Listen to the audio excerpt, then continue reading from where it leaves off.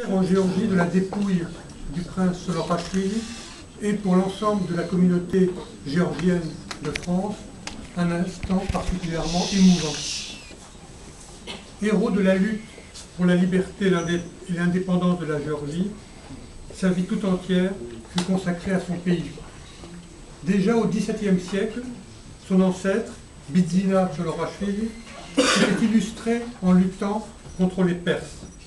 Près de 3 siècles plus tard, Kakutsa Solorachvili allait prendre le même chemin et devenir, après une vie malheureusement trop courte, un héros national géorgien.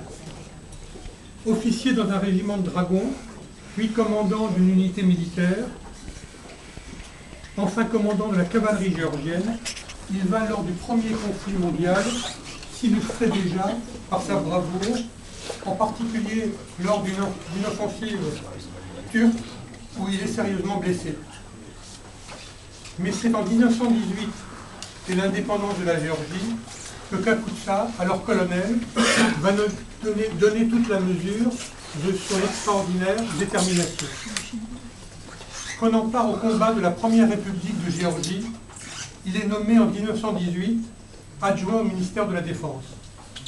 Dès l'envahissement de son pays par les troupes de la Russie soviétique, il organise un groupe de résistants baptisé les conspirateurs de la Géorgie.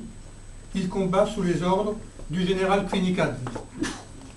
N'acceptant pas la défaite, il prend part en 1922 et en 1923 à de nombreux combats et défend pied à pied le territoire géorgien.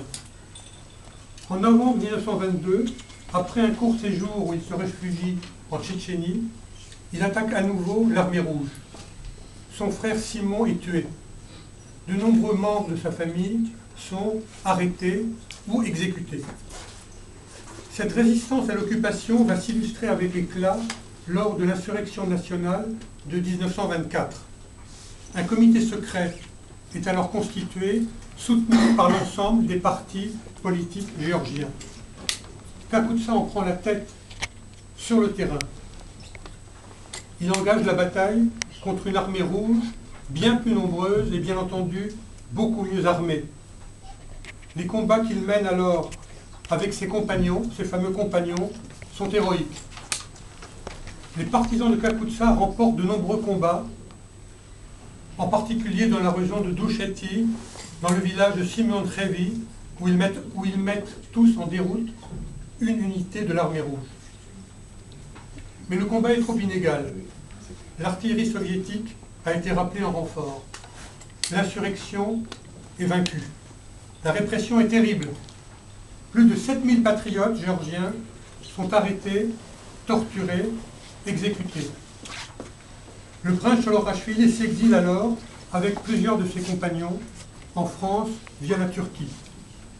Il rejoint notre association géorgienne qui a vu le jour en 1922.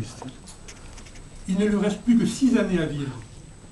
Il vit pauvrement, mais dignement, comme la majorité de nos parents et de nos grands-parents, dont il fut souvent l'ami. Et en 1930, sa mort transforme sa vie en destin. Le destin d'un homme qui a écrit une page glorieuse de l'histoire de la Géorgie. Lorsque les descendants du prince Solorachvili nous ont demandé, en liaison avec les autorités géorgiennes, nous fait part de leurs souhaits, c'est tout naturellement que nous avons accepté de restituer son corps à la terre qu'il a vu naître. Du cimetière de Saint-Ouen, il fut dans un second temps enterré au cimetière de Leville sur l'initiative de Levan Zurabishvili. Il peut maintenant reposer en paix au Panthéon géorgien dans une Géorgie redevenue indépendante. Il restera à travers le temps le symbole du courage indomptable et de la fierté au service de sa patrie. Toute la communauté géorgienne de France s'incline respectueusement devant sa mémoire et celle de ses compagnons de lutte. Que la mémoire du prince Kakutsa Solorachvili soit éternelle.